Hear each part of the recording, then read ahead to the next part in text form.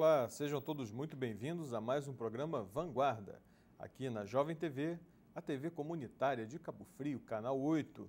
Você também pode conferir os nossos programas através das nossas redes sociais, no Facebook, pelo nosso site www.movimentovanguarda.blogspot.com ou também diretamente no nosso canal no YouTube. Só basta você buscar lá, Canal Vanguarda. Estão lá todos os nossos programas, desde o princípio discutindo as questões políticas até os programas mais próximos, né, em que a questão da legislatura foram discutidas, dos mandatos, das eleições. Enfim, é um programa de educação política para você que gosta de conversar, né, com um outro patamar, com outro patamar de perspectiva, né, saindo um pouco da questão da falta de fundamentação e indo direto ao assunto, como já é tradição nós abordamos aqui no nosso programa. Quer conferir um pouco mais do nosso movimento? Então, acesse a página, ela já passou por aí, né? O www.movimentovanguarda.blogspot.com, está aí na telinha. Dá uma conferida na nossa página, olha só. Você digita, você vai acessar a página do Movimento Vanguarda. Pensar uma nova sociedade é possível, construí-la é urgente. Bem-vindos à Vanguarda. Nela você tem os nossos textos, as nossas agendas, formas de participar, enfim, todas as informações para que você possa se tornar também um grande colaborador desse movimento de renovação política e social que nós estamos propondo, o movimento Vanguarda, que chegou para ficar. Muito legal. E uma das matérias de página da gente é a questão do Pronatec, né? Você que está querendo se qualificar, você que está querendo mudar a sua empregabilidade, está querendo mudar de ramo, ou está querendo acessar o seu primeiro emprego, não adianta, hoje em dia tem que ter qualificação.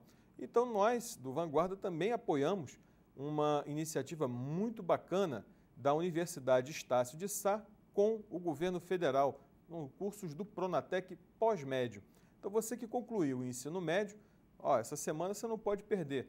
Comparece lá na Estácio, né, hoje, 17 até sexta-feira, 21, compareça na Estácio para que você possa acessar gratuitamente uma das vagas que está sendo oferecida. São mais de 1.000 vagas para cursos pós-médio, cursos técnicos pós-médio, aqui na Estácio Campus Cabo Frio. Então vale a pena você, de toda a região dos lagos, procurar a nossa unidade aqui no Campus Cabo Frio, da Estácio, para que vocês possam fazer a sua matrícula e participar. Inclusive tem até ajuda de custo para transporte para os alunos que estiverem matriculados no programa dos cursos técnicos do Pronatec na Estácio Cabo Frio.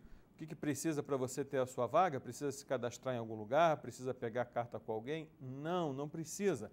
Basta você comparecer no Campus Cabo Frio, que fica no trevo que vai de Cabo Frio para Arraial, Avenida General Alfredo Bruno Gomes Martins, sem número, no Braga. Fica entre uma concessionária de automóveis e o posto de gasolina. Está lá o Campus Cabo Frio da Estácio.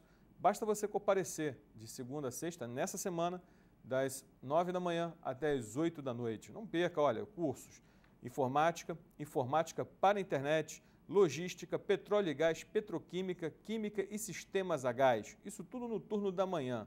Serão 800 vagas oferecidas. E no turno da tarde, petróleo e gás, petroquímica, química, sistemas a gás. 320 vagas para os cursos da tarde.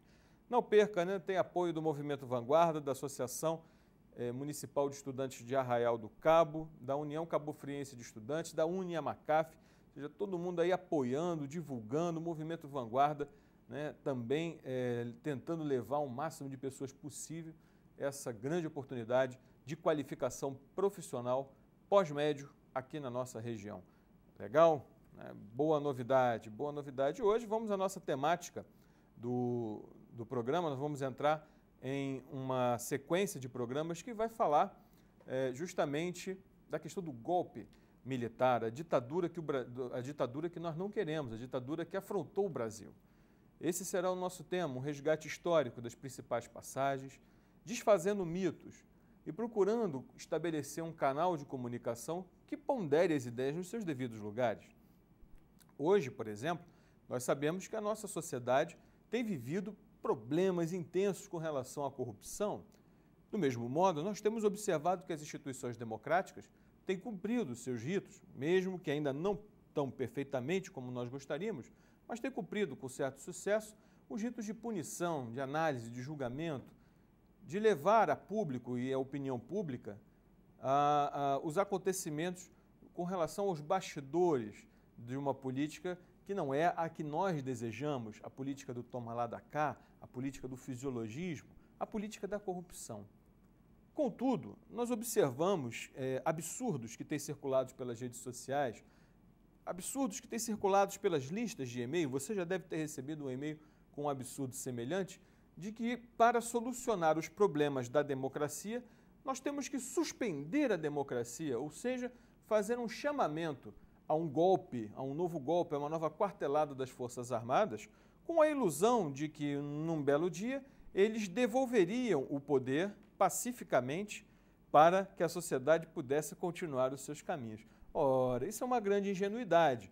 Nenhuma das grandes quarteladas que nós tivemos ao longo da história brasileira, o poder foi imediatamente devolvido à sociedade, nem tampouco no período em que ditadores estiveram no poder, deixou de haver corrupção ou deixou de haver problemas ligados à infraestrutura, à economia, à educação, enfim, tentar acabar com problemas relacionados à liberdade, cortando a liberdade, é igual, ou assemelha-se, a resolver uma dor de cabeça cortando a própria cabeça.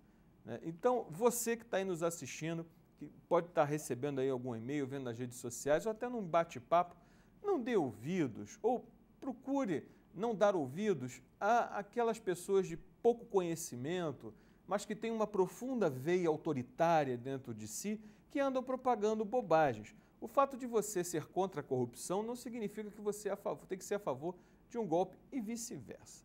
Ok? Então vamos dar uma conferida no nosso programa Golpe Militar, Ditadura, o Brasil que nós não queremos, do programa Vanguarda. As nossas fontes, trabalhamos com o professor Vladimir Coelho, trabalhou aqui com o governo João Goulart, o Altair Freitas no blog Palavras ao Vento, a página do Vermelho na web, outros links interessantes que nós também nos baseamos para trabalhar aqui com no nosso programa Vanguarda. Vocês podem estar acessando eles também nas páginas da internet. Bom, golpe na democracia, isso funciona. No Estado democrático de direito, não. Toda tentativa de subverter a ordem de modo arbitrário afronta a Constituição e a sociedade. É pouco inteligente, incoerente e maldoso o argumento de que, para salvar a democracia, é preciso uma intervenção armada. Nenhuma ditadura devolveu o poder imediatamente ao povo ou desempenhou esse mesmo poder de modo honesto. Então, você que está nos assistindo, lembrando, nossa sociedade vem passando por um processo de amadurecimento das suas instituições democráticas. Obviamente, nós ainda temos, como eu falei no início do programa, muitos problemas, graves problemas. Inclusive, a própria questão da população progressivamente irá amadurecendo o seu voto é uma questão também de tempo. Atualmente, nós temos mais democracias no mundo do que tínhamos na década de 80. Então, a questão da escolha popular, a questão da disseminação das informações, é um processo que também caminha com os avanços históricos e tecnológicos. Nunca nós estivemos tão articulados e com tanto conhecimento à disposição como temos atualmente. Hoje em dia, qualquer caso de corrupção, do mais flagrante ao mais escondido, pode vir a público. Basta que você tenha nas mãos uma ferramenta como essa, por exemplo, um simples celular. E quantas denúncias não começaram com gravações de simples celulares que hoje em dia estão disseminados ao alcance da maior parte da população, que pode também estar acompanhando notícias e até fiscalizando, por meio de gravações, filmagens até.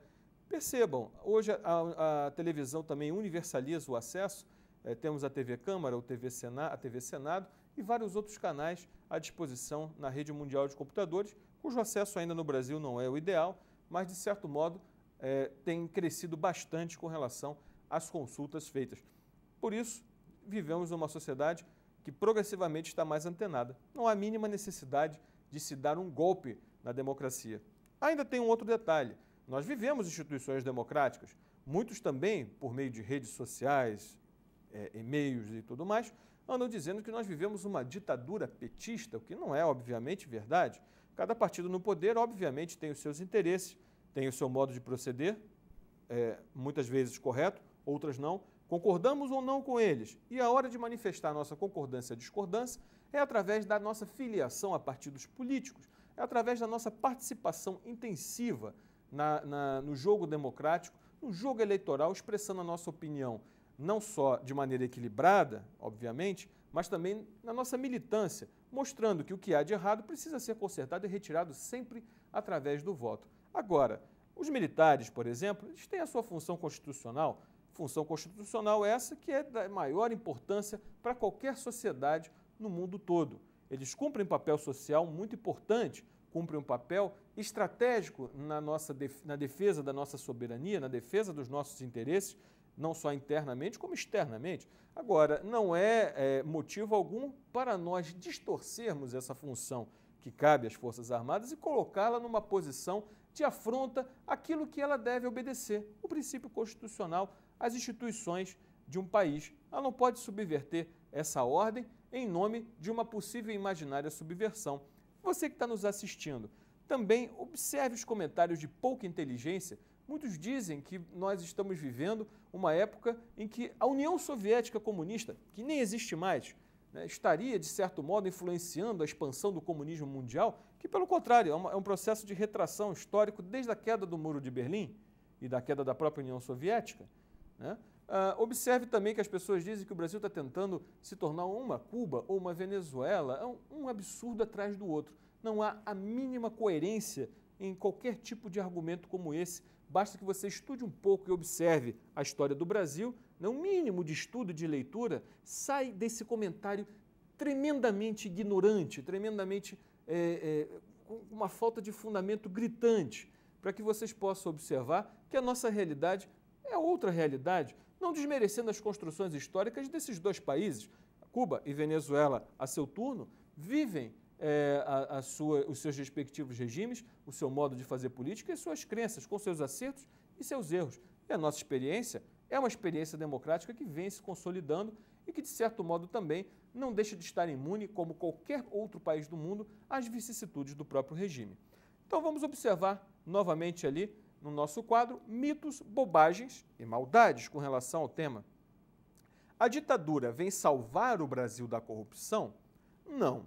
O regime militar brasileiro teve tantos ou mais casos de corrupção quanto os do regime democrático.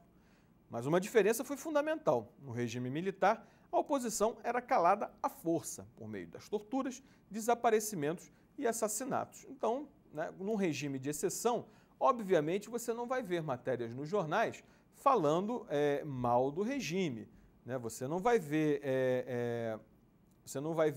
de modo algum estampado nas primeiras páginas qualquer tipo de crítica mais fundamentada ou até mesmo um acompanhamento mais aprofundado desses problemas que afligem qualquer experiência nesse sentido ditatorial. Acompanhe, por exemplo, alguns casos que vale a pena lembrar de corrupção na ditadura. Bota ali para a gente ver na telinha. A corrupção na ditadura, entre muitos outros, está a Operação CAPEM, a Caixa de Pecúlio dos Militares, que ganhou a concorrência suspeita para exploração de madeira no Pará, os desvios de verba na construção da ponte Rio-Niterói e da rodovia transamazônica. Em 1984, o jornalista José Carlos de Assis escreveu alguns livros mostrando os escândalos do período militar. Um deles, o mais famoso, A Chave do Tesouro, Anatomia dos Escândalos Financeiros do Brasil, 1974-83, revela essa corrupção. Alguns capítulos, por exemplo, caso Rales, caso Buc, caso Econômico, caso Eletrobras, caso Web Rio Sul, caso Lume, caso Ipiranga, caso Áurea, caso Luftala, na família de Paulo Maluf, marido de Silvia Luftala, caso Abdala, caso Atala, caso Delfim, caso TAA, ou seja, uma festa generalizada com o dinheiro público. Isso tudo aconteceu no próprio regime militar. Vale lembrar que ainda no princípio, no governo Castelo Branco, o primeiro dos presidentes militares, houve até uma tentativa, de certo modo, de tentar defender a bandeira da moralidade na gestão pública, o que era um anseio dos setores mais conservadores da sociedade e, de certo modo, há uma ressonância muito grande a todo cidadão de bem que deseja, de fato, ver a coisa pública sendo gerida de uma maneira responsável. Contudo, mesmo essa vontade expressa no governo por alguns atos e criação de determinados setores, esse ato se apequenou diante da presença de tantos casos de corrupção e tantas oportunidades de corrupção que existiram e foram praticadas durante o regime. Portanto, uma coisa foi o que os militares disseram na sociedade e fizeram valer a força da baioneta. A outra coisa foi aquilo que de fato aconteceu, mesmo que a revelia de um presidente da República. Não muito diferente. Observe o quadro novamente. A enorme quantidade de militares e seus respectivos parentes nos quadros da burocracia estatal também expôs a corporação aos mecanismos de corrupção ativa e passiva. E temos ainda a pior forma de corrupção do regime, os arrepios à lei por meio dos atos discricionários e do poder paralelo da polícia política. Então, observe você como pode um regime defender a liberdade, ou defender a paz, ou defender a ordem, baseado na truculência, na arbitrariedade. Como pode um regime querer respeitar a Constituição, moldando ela ao sabor dos seus interesses, governando por meio de atos institucionais? Como pode um regime ser o defensor da liberdade se ele possui um lado obscuro de perseguição, uma máquina de assassinatos, perseguições, de ocultação e de corrupção dentro da própria tortura? Por que isso acontece? Observa ali o quadro. Ao se materializar sobre a forma de política de Estado durante a ditadura, em especial entre 1969 e 1977, a tortura se tornou inseparável da corrupção. Uma se sustentava na outra. O regime militar elevou o torturador à condição de intocável. Promoções convencionais, gratificações salariais e até recompensa pública foram garantidas aos integrantes do aparelho de repressão política. Um caso exemplar foi a concessão da medalha do pacificador ao reconhecido torturador delegado Sérgio Paranhos Fleury. Então, observe, a corrupção, né? A corrupção, ela mostra sua face mais destruidora, mais destrutiva com relação ao ambiente de tortura. Por quê? Não apenas porque colocava os seus personagens principais, os torturadores, numa espécie de poder paralelo, chancelado, financiado, orquestrado pelo Estado, mas também por um outro lado extremamente obscuro. Essas pessoas que eram presas, torturadas, retiradas do seu ambiente de trabalho por pensar diferente ao regime, por resistir a um regime de arbítrio, coisa que muitos não tiveram a coragem de resistir, o que acaba acontecendo? Uma máquina de corrupção interna, até mesmo na questão da fraude aos relatórios de tortura, fraude às autópsias. Observa, a corrupção garantiu a passagem da tortura quando esta precisou transbordar para outras áreas da atividade pública, de modo a obter a cumplicidade e legitimar seus resultados. Para a tortura funcionar, é preciso que na máquina judiciária existam aqueles que reconheçam como legais e verossímeis processos absurdos, confissões renegadas, laudos periciais mentirosos. Também é necessário encontrar gente disposta a fraudar autópsias, autos de corpo de delito e a receber presos marcados pela violência física. É preciso ainda descobrir empresários dispostos a fornecer dotações extra-orçamentárias para que a máquina de repressão política funcione com maior precisão e eficácia. Então, você que está aí nos assistindo, me responda. Como pode esse regime ser o defensor da liberdade? Como pode um regime dessa natureza consertar os problemas da corrupção no Brasil? Não há a mínima possibilidade. Lembrando você que está aí nos assistindo, todas as bobagens que você pode estar falando, reproduzindo ou até lendo, elas também fazem parte do jogo constitucional, do jogo da liberdade de expressão. Imagina você que fala tanta bobagem aí que está nos assistindo, defendendo a volta da ditadura, ou defendendo o regime militar, ou defendendo qualquer tipo de regime autoritário, seja de que coloração for, né, de direita ou de esquerda. Imagine você num ambiente como esse. Você não poderia passar o seu e-mail falando bobagem. você não ia poder postar no Facebook as bobagens que você posta. Por quê? Porque existiria um sistema paralelo ao Estado e financiado por ele, que estaria lá de prontidão para te perseguir, para te aniquilar, para te torturar. E o legal disso tudo, ou o irônico ou pior disso tudo, é que você não constaria em nenhum relatório oficial. Você morreria de tropeção, você morreria de suicídio, você morreria de ataque cardíaco, morreria até de susto, mesmo estando com o corpo crivado de balas, de marcas de tortura, enfim, é um regime de exceção. E disfarçam também do imaginário coletivo essa questão de que só foi torturado quem era do mal, quem era comunista. Não, não teve isso, não. Muitos que resistiram participavam de partidos de perspectivas socialistas, sim, e tinham todo o seu aparato de resistência ao regime.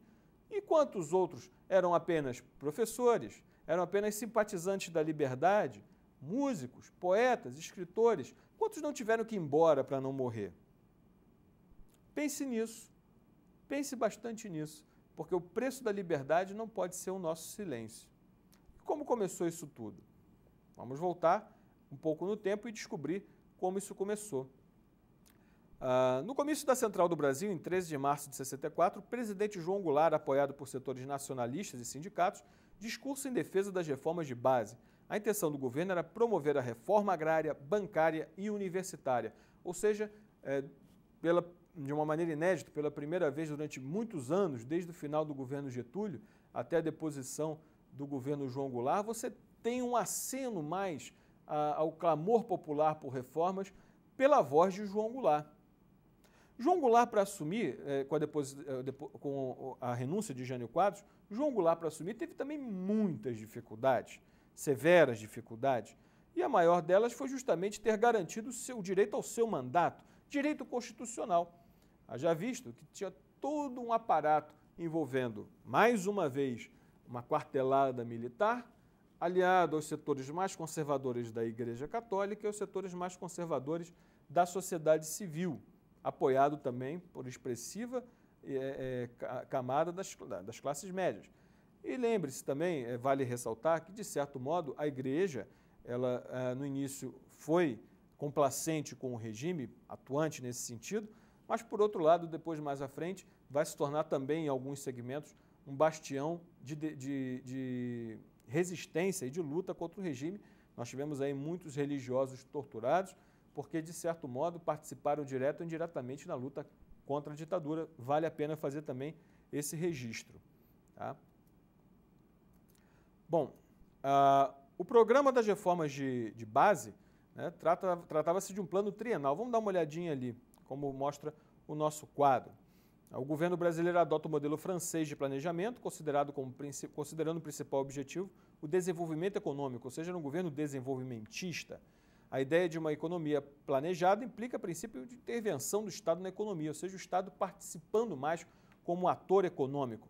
Ao crescer economicamente, o Brasil procurou diversificar sua produção interna através da industrialização, uma outra opção do governo João Goulart, desenvolvimentismo atrelado à industrialização. Entretanto, as condições de distribuição da riqueza continuavam concentradas, reduzindo a possibilidade de desenvolvimento. Obviamente, quando você tem numa sociedade uma concentração de renda muito grande, nem todos podem participar do desenvolvimento econômico. A reforma de base seria a forma de intervenção econômica necessária, ou seja, a distribuição da terra, gerando condições para um modelo agrícola voltado para o abastecimento interno, criação de uma elite intelectual nacional a partir da ampliação do ensino superior, dentre outros aspectos também. Então percebo que as reformas de base, estou falando das reformas de base de João Goulart, era uma aproximação muito sólida, talvez até o próprio modelo socialista, mas socialista francês, não um modelo de intervenção direta do comunismo soviético de então, né? Muito mais próximo a um regime popular, a um regime mais à esquerda, que nós não chamaríamos de populista, mas popular. E como isso foi cortado por um pânico desnecessário, pânico esse que está tentando se alimentar dos problemas que nós temos na atualidade, para ver se desperta antigos dragões adormecidos. Faça-me o favor, não caia nessa. Observa o outro programa do João Goulart, a reforma agrária. A tradição agroexportadora brasileira resultou na concentração da propriedade agrícola nas mãos dos chamados latifundiários. Ao assinar a lei da reforma agrária, Jango cria um conflito com este setor econômico e embala o fundamento liberal abala, o fundamento liberal da propriedade privada absoluta. Em Pernambuco, pequenos agricultores organizam um movimento de distribuição de terras, as ligas camponesas.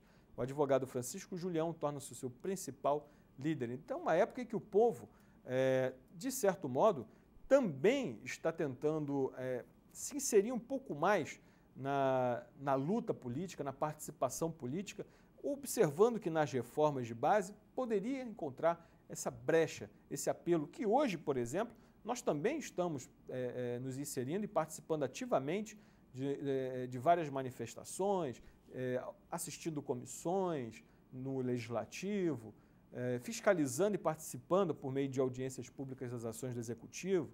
Então, são momentos diferentes, mas com intensa também participação popular. Nós tivemos também, vale a pena dar uma olhadinha no quadro, a reforma agrária, que será realizada, a tentativa de reforma agrária realizada no início de 64, desapropriação das terras às margens das ferrovias e açudes, a lei da remessa de lucros, que limitava o valor das remessas de empresas internacionais presentes no Brasil para os países de origem, tentando acabar com aquela questão de só explorar e mandar os lucros lá para fora. Uma reforma eleitoral, que amplia a participação política da sociedade ao permitir o voto do analfabeto, dos praças, e também o direito de disputarem cargos eletivos. Não devemos esquecer o conflito internacional do Brasil na Guerra Fria, entre Estados Unidos e União Soviética. Por isso que os Estados Unidos acabaram se tornando um grande player interno, não só um player global, mas um player interno, fazendo uma pressão gigantesca para afastar qualquer movimento mais à esquerda ou mais popular, temendo com que isso possamos acessar a um regime socialista no presente ou, quem sabe, no futuro próximo. Na verdade, preferiam incentivar a exploração, a desigualdade, a concentração de renda, do que experimentar uma outra oportunidade de organização da sociedade. Nós observamos a reação, olhando na tela, a reação dos setores conservadores da sociedade brasileira às chamadas reformas do governo João Goulart. Encontraremos das classes médias urbanas o seu apelo popular e a sua legitimação. O governo dos Estados Unidos atua diretamente na elaboração dos planos golpistas, financiando a eleição para o legislativo de opositores ao governo brasileiro, além de oferecer o apoio militar estratégico com envio de navios de guerra para o litoral do Brasil. O descontentamento dos setores conservadores com o governo Jango efetiva-se a partir das manifestações contra o perigo comunista e ganha o apoio da grande imprensa, a Igreja Católica e a Embaixada dos Estados Unidos. Organizam-se as famosas marchas com Deus pela família, nas quais a classe média acredita defender a democracia. E com isso, a liberdade é silenciada de modo truculento no Brasil nos próximos 20 anos subsequentes. Então, observando esse quadro, nós temos, até agora, nós vimos os vícios e os problemas que o governo militar apresentou para o Brasil, vimos como isso, de certo modo, começou, lembrando que o próprio Jango teve que aceitar primeiramente um regime parlamentarista para só depois poder assumir como presidente, propriamente dito, ou seja, foi uma luta intensa nesse processo, e por fim, todas as tentativas de reformas de base sucumbiram ao arrepio da lei dos setores mais conservadores da sociedade, apoiados e financiados pelo braço armado dos Estados Unidos, e com isso a liberdade no Brasil adormeceu. Nós vamos dar continuidade a esse programa, na próxima semana. Vamos falar dos atos institucionais, vamos falar da economia no regime, vamos falar dos problemas estruturais que a ditadura trouxe para o Brasil. Não perca, eu sou o professor Paulo Cotir, nos vemos semana que vem em mais um programa Vanguarda. Tchau.